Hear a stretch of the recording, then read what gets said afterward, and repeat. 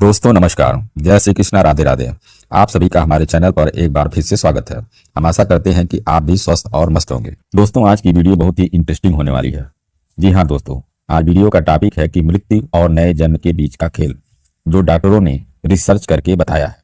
तो दोस्तों वीडियो के अंत तक बने रहिए, हम आपकी शंका का समाधान करने का प्रयास करें। दोस्तों एक वैज्ञानिक हैं डॉक्टर जिम टकर। पिछले जन्म की यादों की रिपोर्ट करने वाले बच्चों पर उन्होंने शोध किया है। उन्होंने पुनर्जन्म के क्षेत्र में अपने शोध पर कई बार चर्चा की है। दूसरे हैं इयान स्टीवेंसन, जिन्होंने छोटे बच्चों के मामलों पर शोध किया, जो दावा करते हैं कि उन्हें पिछले जन्म की यादें। वैज्ञानिक जब किसी को पास्ट लाइफ में ले जाते हैं या ले गए, तो लगभग उन सभी से एक कॉमन सवाल पूछा गया कि जब आप शरीर छोड़ते हैं तो आप कहाँ जाते हैं। नंबर 2 कि जब आप शरीर छोड़ते हैं तो क्या तुरंत किसी दूसरे शरीर में आपका प्रवेश हो जाता है, या आपको भगवान जैसी कोई चीज़ है जो आपको ये फील होता है कि हाँ कोई भगवान है, या भगवान के आदेश से ही आप किसी दूसरे घर में जन्म लेते हैं। तो उन लोगों ने बताया कि जब हम शरीर छोड़ते हैं यानी हम मर जाते हैं, तो हम एक ऐसी दुनिया में चले जाते हैं जहाँ बहुत तेज दुधिया रोशनी होती है, बहुत ही पावरफुल लाइट होती है, और उनका ये मानना था कि शायद यही भगवान है। अब कैसे पता चलेगा कि यही भगवान है? तो उनका कहना था कि वहाँ पर जाने पर हमें ऐसा फील हो रहा था कि हम ऐसी आनंद की अनुभूति हो रही थी, वो ईश्वर ही दे सकता है, ऐसा प्यार ईश्वर ही कर सकता। तो प्रश्न ये उठता है कि क्या ईश्वर ही ये फाइनल करता है कि आपको किस घर में जन्म लेना है? तो उनका कहना है, जो लोग पास्ट लाइफ में जिनको वैज्ञानिक ले गए होते हैं, कि वहाँ पे बहुत बड़ा फव्वारा होता है और उसी में सब लोग नहा रहे होते हैं। तो जब उसमें से स्नान करके निकलते हैं तो उनका शरीर पूर्ण रूप से शुद्ध हो जाता है। कहने का अर्थ है कि सारे उनके पाप कर्म नष्ट हो जाते हैं, मतलब उनकी आत्मा पूर्ण रूप से एकदम संतृप्त हो जाती है, और उन्होंने जीवन भर में जो भी किया है, पूरे जीवन की जो यात्रा है उनकी, सब एक फिल्म के माध्यम से उनके सामने से गुजरती है, और वो अपना एक एक कर्म उनके सामने दिखाई देता है। तब वो सोचते हैं कि अरे हमने ये कर्म किया इतना गंदा, हमने किसी के साथ ऐसा चीट किया, हमने उसको ऐसा धोखा दिया, उसके साथ हमने ऐसा गलत व्यवहार किया, उसे दुख दिया। तो अपने कर्मों को देखकर बहुत ही शर्मिंदगी महसूस होती। तो फिर उसके बाद पूछा गया कि उसके बाद क्या होता है? तो फिर क्या होता है? आपके कर्मों की सजा भगवान देता है? तो उस आत्मा का ये कहना है कि नहीं, भगवान किसी को कोई सजा नहीं देता। भगवान तो हमको बहुत प्यार देता है, वो हमको सजा कैसे देगा? तो जब हम उस फव्वारे से स्नान करके निकलते हैं तो हमें ऐसा फील होता है कि हमने अपने जीवन में जो भी बुरे कर्म किए हैं उन सब का हिसाब किताब मुझे ही चुकाना है। तो इसलिए मुझे अब यहाँ से वापस जाना है।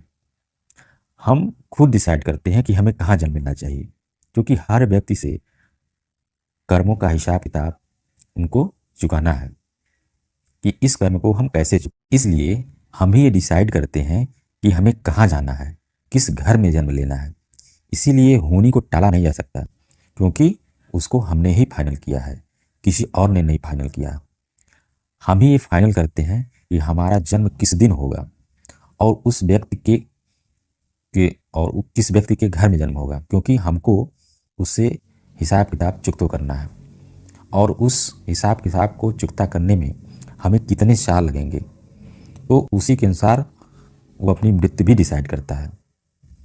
यानी कि आप अपने जन्म भी डिसाइड खुद करते हैं और अपनी मृत्यु का भी डिसाइड आप स्वयं करते हैं। हाँ, शरीर छोड़ेंगे तो छोड़ने के पहले कोई ना कोई तो कारण बनेगा जिससे आपकी मृत्यु होगी।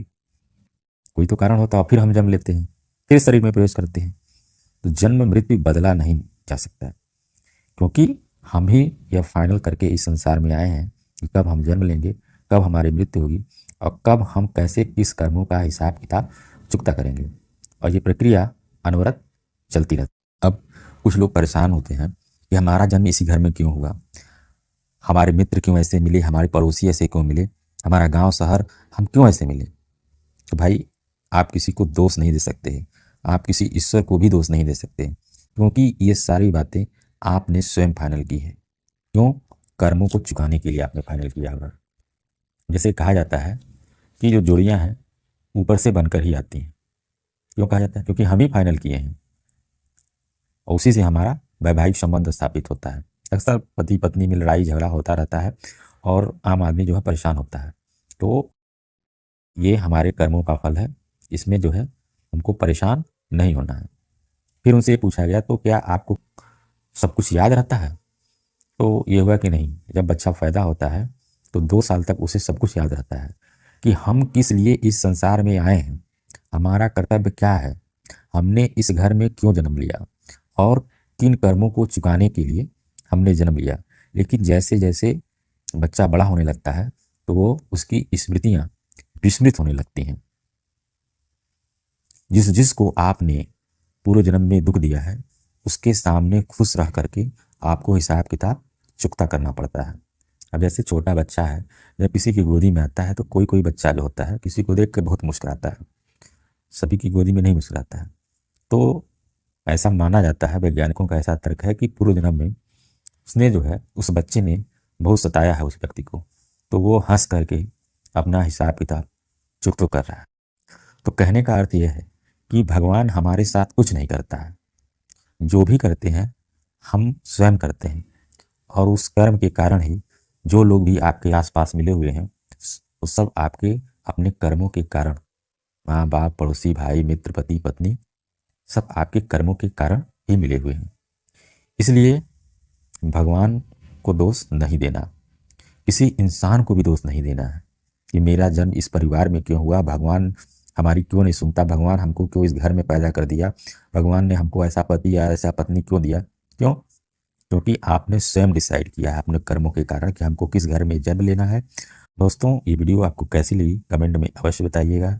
जय श्री कृष्णा, राधे राधे।